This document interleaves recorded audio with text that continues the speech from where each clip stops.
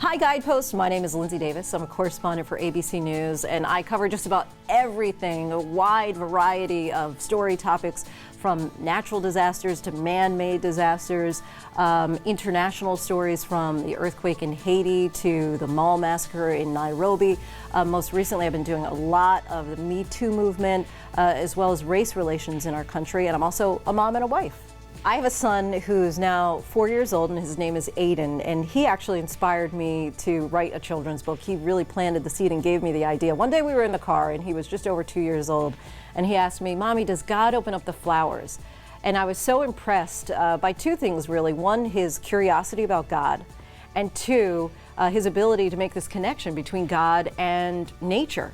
And so I decided, let me try and answer that question for him and other children and really have this book that parents can go to who want to give their children just a subtle yet meaningful introduction to who God is through the world around them. And so I created this book, and it's called The World is Awake, a celebration of everyday blessings. Basically, I wanted to be able to answer his question and answer it for other toddlers, and have a way for parents to be able to kind of give a gentle introduction of who God is to their children through nature. Because kids are still so excited about God's creations that quite often as adults we forget about. You know, we don't necessarily have so much awe when we look at a rainbow every time, or a sunrise or a sunset, or that bunny rabbit hopping along.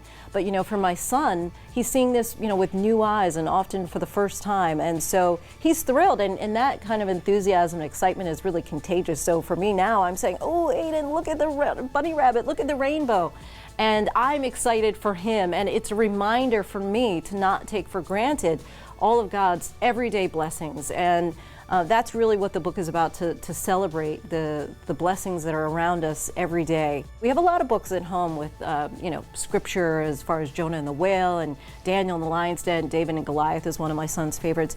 But I think that at that age, when they're really young and toddlers, the idea of God's hand in those stories is a little bit too complex for them. And so this is a way to say, yes, God did create that. God opens up the flowers. Quite often, children look for books for self-affirmation. And what I was realizing is, having a son who's African American, is that there were not a lot of books with kids who look like him. And so that became part of what I wanted to do in the book, was make sure that the illustrations reflected my son so that he would be able to relate to the characters. There's this essay that puts it so well, and it's about windows, mirrors, and sliding glass doors. And the idea is that every children's book needs to have a mirror so the children can see themselves, their images reflected in the book. And they need to have a window so that they can peer into a world that's outside and unfamiliar to their everyday. And if that window is to become fairly effective, then it's able to be a sliding glass door to transport them into that new world. So it's so important for children of all different races to see variation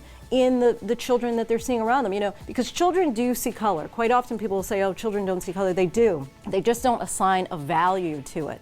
And so at this age, if we introduce kids and get them familiar with kids that look like them and don't look like them, then that is what we need more of in our world today.